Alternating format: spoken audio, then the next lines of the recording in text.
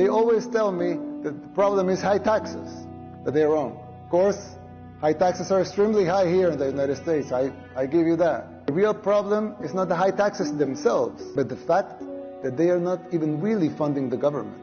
Not even those high taxes, higher than a lot of places in the world, not even those taxes are really funding the government. So who's financing the government? Government is financed by treasury bonds. And who buys the treasury bonds?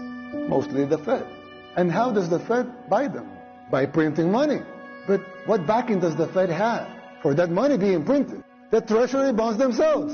So basically, you finance the government by printing money out of thin air. Well, so if the government can print unlimited amounts of money out of thin air, why do they collect taxes? The answer is simple, but it's very shocking.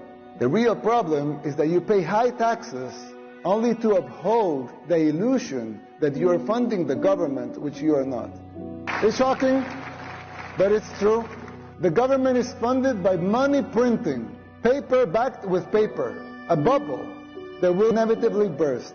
The situation is even worse than it seems, because if most Americans and the rest of the world were to become aware of this farce, confidence in your currency would be lost, the dollar will fall, and the Western civilization with it. If the next president of the United States doesn't make the necessary policies and structural changes, sooner or later that bubble will burst. There's still time.